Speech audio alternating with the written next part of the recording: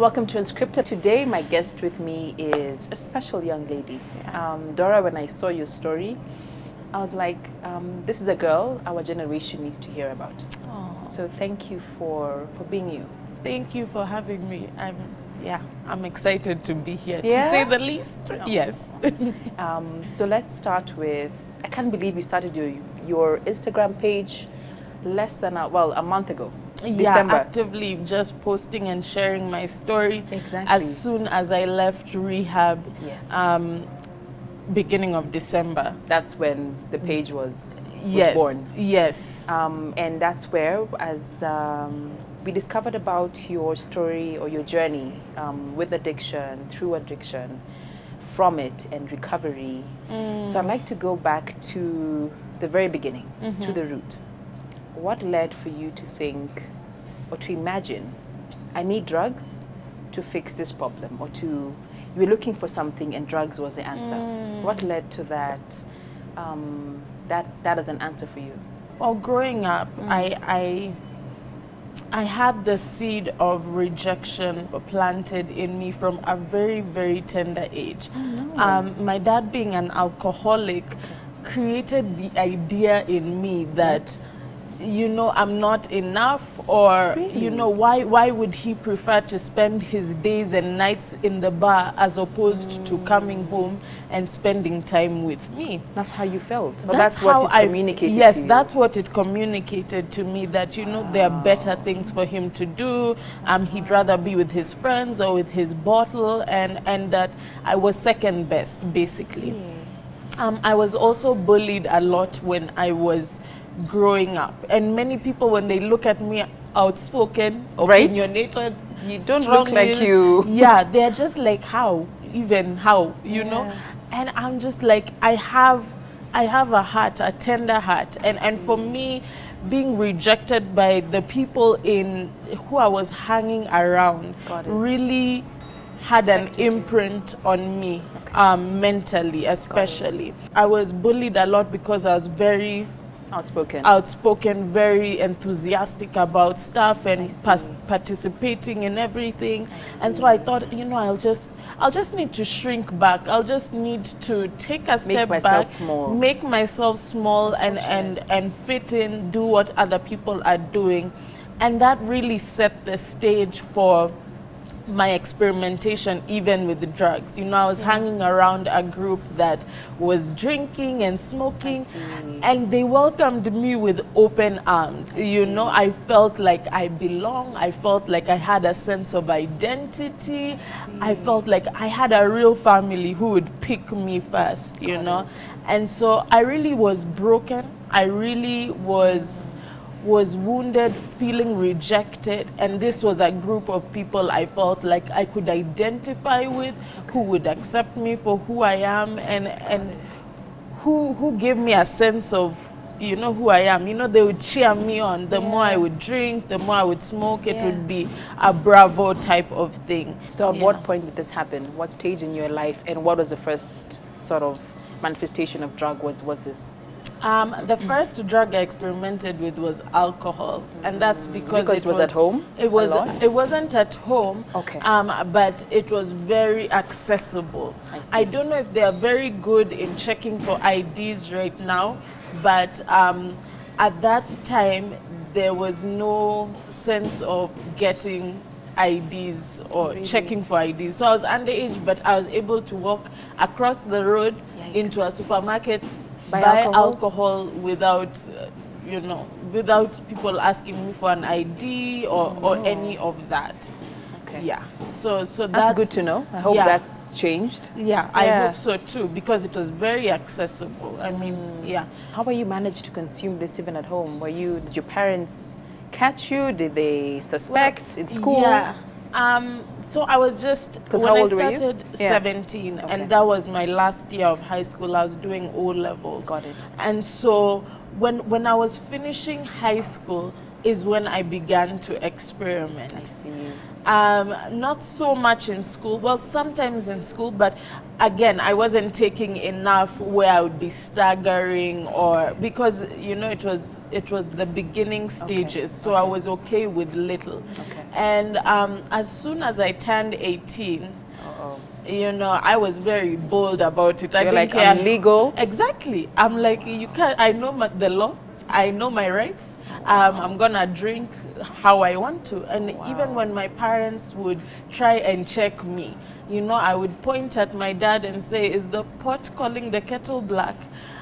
With my very opinionated self and my very strong-willed self, when I decide to go on a certain path, usually full come throttle. what may, I will go down that path. And alcohol now created a bridge to all the other drugs eventually that I was introduced. So what followed, and how were you introduced to them? And also, I'd like to, for us to understand, for someone at home to understand, kind of explain to us that high and looking for the next and the next one.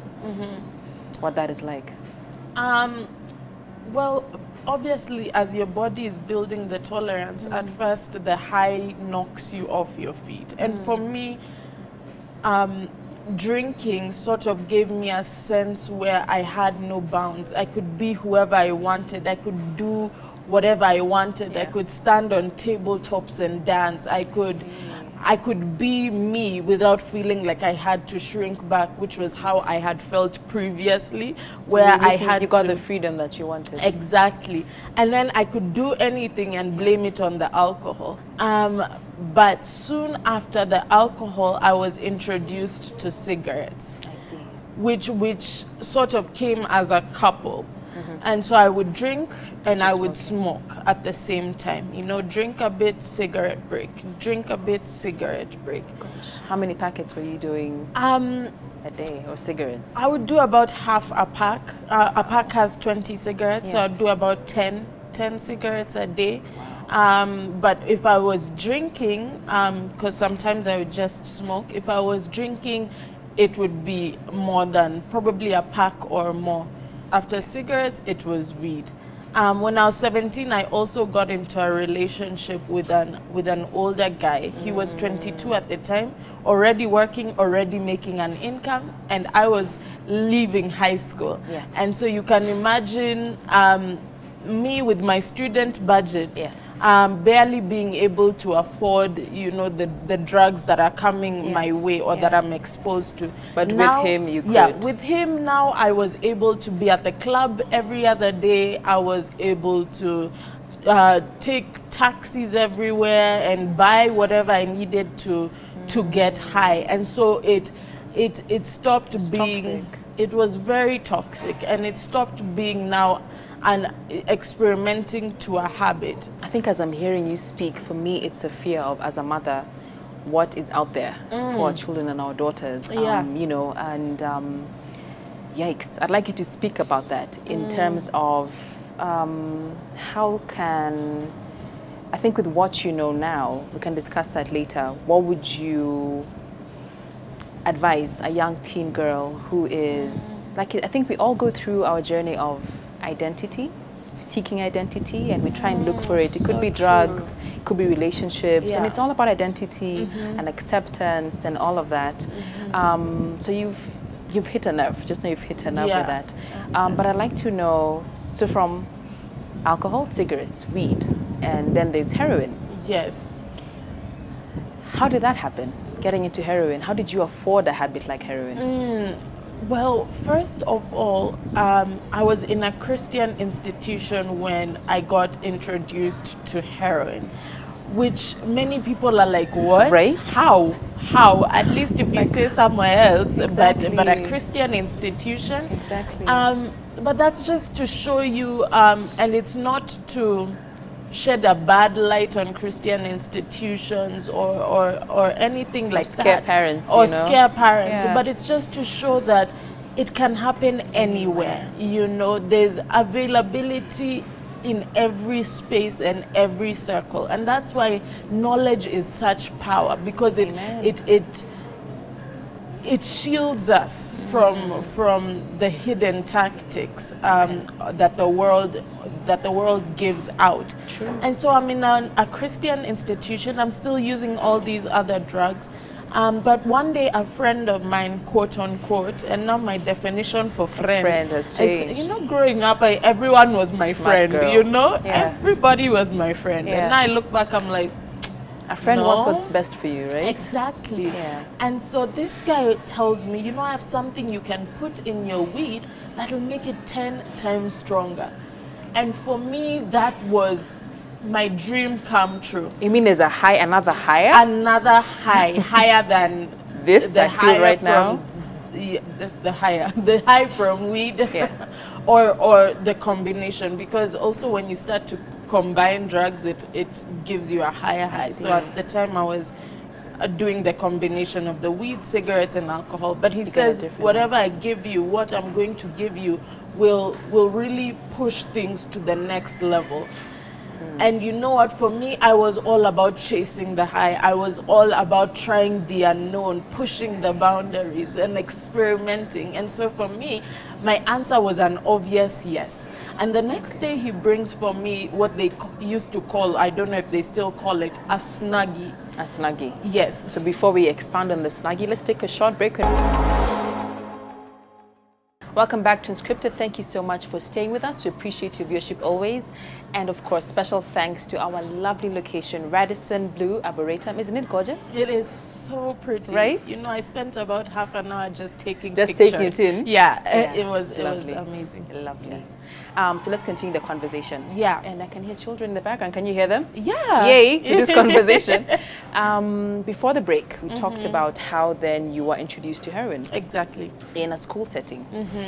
So tell us how that happened and what high you got from that. The first time I smoked it, obviously it was already in the weed itself. Which I didn't know that happens. I didn't know they could lace heroin on weed. I had Exactly. no idea. And even cigarettes. Me growing up, actually, I had the notion that it's injected. Exactly. And then people like I'd seen movies upon movies showcase somebody overdose on heroin as they inject it. So instantaneously, the effects were completely different from anything I had experienced. What did you feel? You know, it was just a euphoria that I had not experienced prior. And people ask me to describe, but it's you know, that's what I'm trying to understand. Really? You know, it blows the alcohol high and weed or anything out of the water for sure. And in fact, when I started taking heroin, I basically stopped taking alcohol or because that was the only high you needed. Yes. And you know, in comparison with alcohol, there's no comparison. So I didn't even see the need to drink anymore. So I found out 3 weeks later that it was heroin. You didn't know initially? I did not know. And because I had the middleman between me and the dealer, he would bring the snuggie for me. I see. And so after 3 weeks, I took a trip to the Mara, and I experienced severe withdrawal symptoms. Describe them to us. Yeah. First of all, for people who don't know what withdrawal symptoms are, when your body is used to operating in a certain way. Yes, under the influence of the drug, then when there's abrupt withdrawal of the drug, then the body reacts negatively, and those are the withdrawal symptoms. Okay. So for weed, it's stuff like loss of appetite, lack of sleep, paranoia, anxiety, fear, irrational fear, that is. For alcohol, hallucinations, lack of sleep, lack of appetite as well. And heroin? But for heroin, it is a completely different ball game. What happened? I had, first of all, running stomach, throwing up, fever, headache, stomachache, sweats. It's the worst. You know, I would not wish it on my worst enemy. It is the worst experience ever. And so I'm experiencing this, and I'm around my family, so I have to downplay it. But I had to Google, you know, because I knew it was withdrawals. I just didn't understand why it was so severe, you know, because obviously I'd experienced them before coming off of weed or alcohol. and I see heroin withdrawal symptoms. Now, that was the first time I was like, oh my gosh. This is what I'm taking. This is what I'm taking. But at that point, did that scare you? Did that make you say, I can't do this again? What did that do when you realize, oh my goodness, this is heroin? You know what? The worst part is the euphoria of smoking the drug outweighed any logic. Like, yes, it registered this is heroin and it's bad and it's detrimental to my health, but it wasn't like, I was just like, okay, well, you know, it is what it is at this point. So you continued even after? Yes. Now I came back with the resolve to find the dealers, find the price, you know, be able to be versed with where it's sold, how much, the ins and outs of it. How are you affording it? Still a student, right? Yes. Or this relationship, was he supplying? No, How yes, are you at doing the beginning he would supply, like give me money for it, but he didn't know what it was. He didn't know it was heroin. Plus, addicts are very manipulative. So with my parents, I was able to lie my way into getting money, at least in the beginning, you know, where the effects weren't showing on my body. How bad did it get? Because, you know, addicts can do anything. Yeah. Anything to get access to money to buy a drug. Yeah. What was the lowest moment for you? Like, how bad did it get? What did you have to do to get? Well, like building, first of all, like building any other of the addictions, I had started with 1 sachet a day, which is affordable. I mean, it's not outrageous. But the more I used, the more I needed, right? To be able to feel normal and avoid the withdrawal symptoms that would come if I missed a dose. Yeah. And so at the peak of my using heroin, I would take 7 sachets a day. So that's 2 in the morning, 2 in the afternoon, 3 at night. And the thing with heroin is that it gets to a point where you don't even have to hide. Like, you can't hide anymore. It shows even in your appearance. I had lost so much weight. My health had deteriorated. I was at 45 kgs. Skin and bones. Skin and bones. And so now it wasn't even a thing of like hiding. Like, it was written on my body, on my face. And so the withdrawal of funds from my family, and obviously the boyfriend that I had at the time, got me to a place where I needed now to steal to be able to support my addiction. Where were you stealing? At home. Yeah, I would steal start at in home. your own home? Yes, electronics, phones, laptops, to metal appliances, to anything you could get your hands on. Anything, blenders, extension cables, like everything. Like, I was known at the Shylock because I would bring an item from home almost daily. And that's when eventually I was kicked out of home. Where did you go? So, well, I would stay on the street. You're kidding me. Yeah, they have these like man-made homes on the road that you can stay at, and basically you don't really sleep. They have this man-made homes. Who is they have this man-made homes? They are the people, other junkies. Yeah, other junkies. Okay. You know, who have probably been there for a longer time, and you know they have turfs. No way. They have turfs, So depending on what part of Nairobi you're in. So you get into a clique, into a group, and you're on their turf, and you get in with them. Let's just say that, and you're able to stay. And if you're in the wrong one, something could happen to you. Yes, exactly. Or if you, like, for me, my phone was stolen countless. I've lost like 5 phones on the street. You know, heroin is a depressant. So you'll begin to, you know, nod off, and then you wake up and everything is gone. It's gone. When did you say, enough is enough, Dora, enough? So on 29th November 2018, when I was about to check myself into Teen Challenge, which is a 1-year rehabilitation program, faith-based, I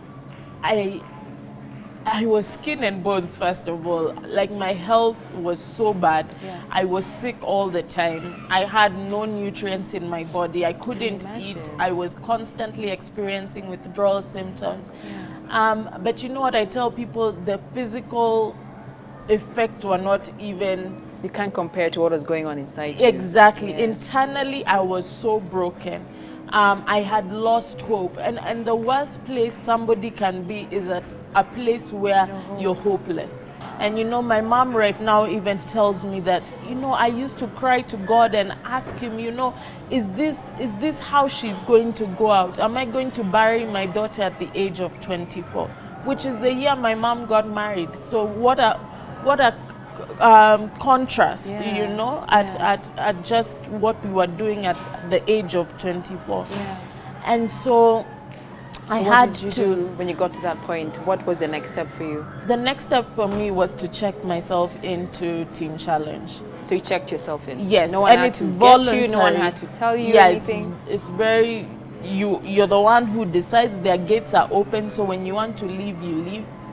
I like that. Kindly speak about that, because I feel, and it's granted, if you see your child going through something like that, addiction, or your partner, or someone close to you, it's your natural instinct to want to save them, you know, get them out of it. So true. Sometimes, unfortunately, you'll enable, but you'll do whatever you can. But I feel like you have to get that point where you decide, this is enough. Yeah. So kindly speak on that and how that was a turning point for you. So previously my parents and the people around me had really tried to get me into rehab. I had gone to rehab 3 times by the time I hit rock bottom, and countless detox facilities in all parts of Kenya. And that was all by the initiative of my family members. But you see, that only caused a temporary change, because I was trying to please them, and I saw, oh, maybe let me just do it for them. But I would find myself in the same situation months later on many occasions. And so this time, coming to a point where I for myself realized that if there's not gonna be a change, that I will die. That was the click in my head.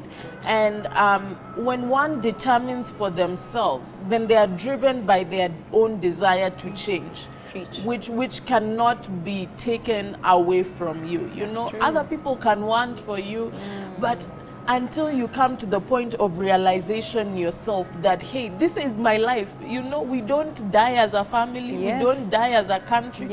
It's an individual journey, decision, and realization and change, even the journey of transformation. As you wrap this part, I'd like to talk about, because you mentioned your mother prayed for you over and over again. And one thing you've not said is your mother is a pastor? Yes.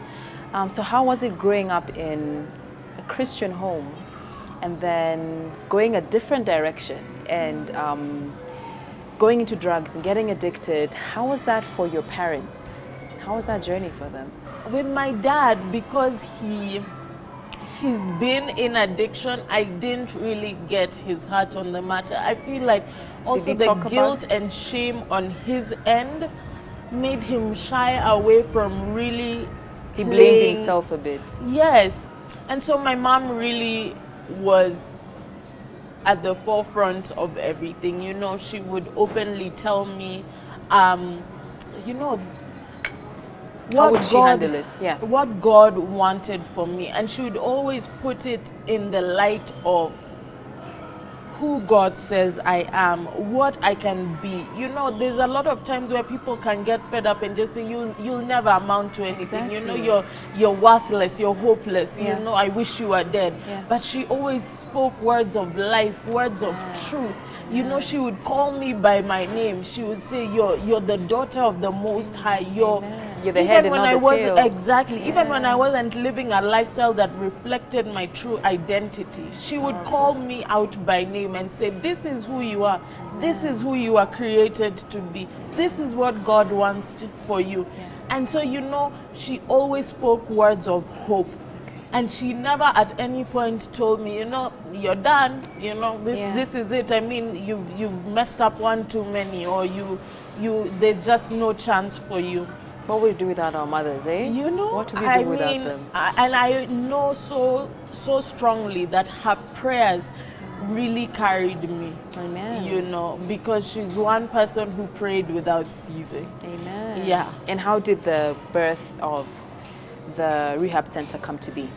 Well, that finally changed your life. Yeah. When she had seen me struggle with addiction for such a while, and seeing that there was no place that catered to women specifically when it came to addiction, she decided to start the Teen Challenge Women's Center. The men's center had been prior, Nairobi and Nakuru campus, but the women's center had not been there. So tell me about it. What is the Teen Challenge Women's Center? So Teen Challenge Women's Center is a one-year discipleship program, and it's structured and very intentional on feeding you the Word of God, getting you connected to your Creator, and then dealing with the root cause. Because a lot of times people would like to paint addiction as the problem, but really there are deep-rooted issues that cause addiction to take place in the first place. That is true. I think we'll take a short break. We'll be right back with more from Dora. We'll take a walk, enjoy the beautiful scenery and ambience that is. I'd love that. Right? You'd love that? Yeah. All right, Dora. Yeah. Let's enjoy the beautiful scenery. And the sun is out. The sun Very is nice. out. Yeah, guys at home, if you haven't come to Nairobi Arboretum Park, such a long name, Radisson Blue. Radisson Blue. Here in Arboretum, you must come. So pretty. Gorgeous. So tell me, as we're enjoying this scenery, this time it was different, going to your mom's rehab facility because of the structure, and it dealt with the root cause and the root issue. Explain that to the viewers at home. How is this different opposed to the other ones where they were pumping pills or they were prescribing things that weren't working, or you'd see a psychiatrist and you're told you have this condition, you have that. What did this deal with as you were walking? Well, first of all, for me, I had previously been diagnosed with bipolar, that I was in psychosis, that I had depression, that I had a number of issues, and that kept me on pills for a while. Coming to Teen Challenge, though, gave me an opportunity to meet with God, and it gave me an opportunity to deal with the deep-rooted issues. You know, all the childhood experiences that I had. The rejection, the low self-worth and low self-esteem that saw me need to try and fit in and get affirmation from people in order to get a sense of who I was. So I was able to find out, who am I? Whose am I? You know, and like to sit here? Yeah, sure. Can we sit, Mr. Cameraman? I think we can. And just getting to a place where I'm able to know, who is Dora? What was I created for? For me, I've been able to get my identity from the Word of God and who God says I am. You know, you can be in different spaces where this person is calling you this, or circumstances change and situations. And label this, label exactly. that. But you know, the Word of God never changes. And God says that He esteems His word above His name. So if He says, I'm fearfully and wonderfully made, child, I'm fearfully and wonderfully made. You know, I'm so excited that I've been able to get a true sense of who I am. And He's all that I need. You know, before I was trying to fill a vacuum that I feel like each person has. And the thing is, a lot of times we try and fill it with different things. It could be a relationship, it could be drugs, it could be sex, it could be anything. But God is the only one who can fill that space. We can get temporary happiness from the things around us. But He truly satisfies us and takes us the long distance. What I'm loving about this testimony is, before, when I asked you, Dora, you were throwing up your head is pounding, but there you are going back to that drug that is doing this to you. Exactly. And you said, because there was no other high, yet look at you now. Yeah. You finally found a high that you can't fathom or even compare to anything. Exactly, and it has no hangover. It has no hangover. There's no hangover in Jesus, girl. You will Love wake it. up okay, go to sleep okay, you just be fine. So is that how Jesus Girl was born? Yes, that is Okay. how Jesus Girl was born. Got it. Because I just wanted everything that I do, be it beauty, be it fashion, be it motivational speaking outside of the gospel, to have the foundation of Christ. And that is one thing that I'm not willing to water down or compromise on. Yeah, I know who I am, I know whose I am, and so that's where Jesus Girl was born from. I'm so proud of you, hearing you speak this way at 24. I believe in life, I think you have to get to that breaking point. Yeah. For you to get to the person you are today. So true. Is amazing to watch. Thank But you. what made you, or what convicted you to go public with your story? I love to share from my heart, and I love to speak. Okay. And a lot of times in our world, we like to act like everything is okay. We like to present the best version of us, like I woke up like this. But really, no, we didn't. No, we did. Girl, I have like tons of makeup right now. I did both not wearing wake up. I did not wake up like this. I know. But we like to present the best version of ourselves. Highlight reel, yes, show reel on our. And I really, pages. wanted to be authentic and vulnerable, to show people that, you know, life happens. There's brokenness sometimes, there's hopelessness sometimes, but out of that can come a beautiful story. Beauty from ashes. Exactly, beauty from ashes. We can come out and thrive. And so a lot of people are suffering in silence and behind closed doors. And I really wanted to be able to show people that it's okay to talk about issues. It is. You know, a problem half shared, no? Problems shared? It's is a half problem solved. half solved. Yeah. it. And so I just believe in the power of vulnerability. And so in my sharing, I knew that there were going to be people who would resonate. Okay. And from whatever I do on my platform outside of sharing my backstory, I want people to see every elevation, every success, every business opportunity from the light of this is where I was, but look what God can do, you know, so that people don't look at themselves in a position of brokenness and say, oh, I could never be there, I could never have that, you know. If he can do it for you, he can do it for you. Oh as well. yeah, he's in the business of restoration and healing, and that's why I love him. Because he turns situations around. He does. I would love to meet your mom now. Like just seeing you speak, I'm sure she's looking at you saying, wow. Like, wow. Yeah, I mean, people actually now say like I'm just You're your mother. Yeah, you are. You know, and how weird is it, because many people used to look at me as the black sheep, and then now to think that I'm the one who is taking after my reverend mother. People are just like, girl, God is. Look at God. He's look at God. So talk about speaking a promise onto someone, or speaking a word of hope and encouragement. There could be someone at home who is where you once were, where you were on the street, or you didn't know, you didn't have any hope for tomorrow. You didn't know how you would get out of it, if you could at all. You even preferred, let me just stay in this place because there's nothing out there for me. What would you tell that person at home? And you can speak to them in that camera. You know, a lot of times we've been in a situation for so long, it does not look like life could be any other way. It does not look like the situation can change, or that there can be breakthrough or transformation. But if there's anything you get from the person you're seeing in front of your screen today, it's that there is a chance for hope. You know, there is hope in your life. If you still have breath in your lungs, if you're still able to see another day, then that means God still has the opportunity to work your life out and do above all you could ever ask, think, or imagine. He is the same God who raised people from the dead, who made blind men see and deaf people hear.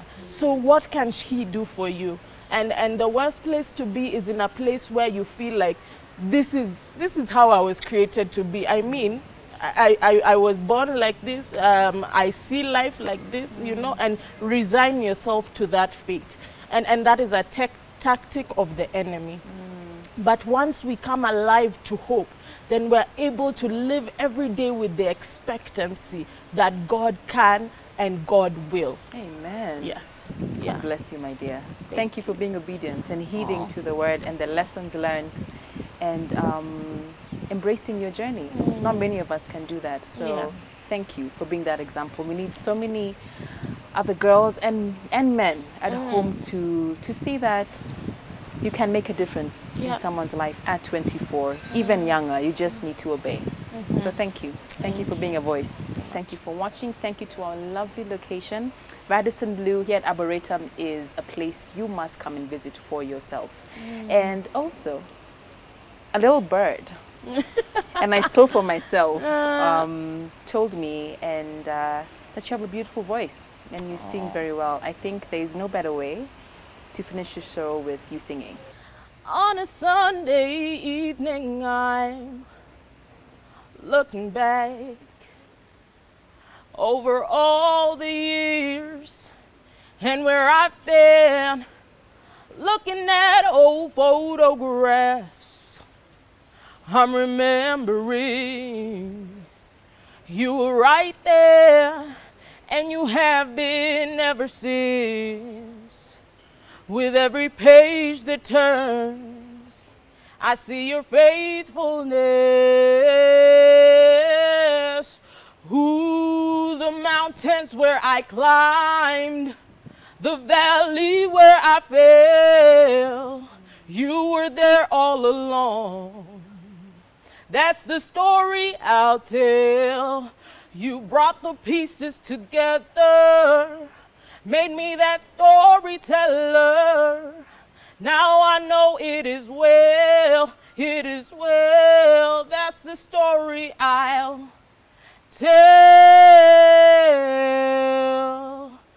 Oh, it's a powerful song. Oh, thanks. Beautiful. Yeah. That is truly your song. It truly is, and it embodies everything that, you know, I preach and I live by. He's in the business of making us storytellers. You know, and what the enemy meant for harm, God turns it around for our good.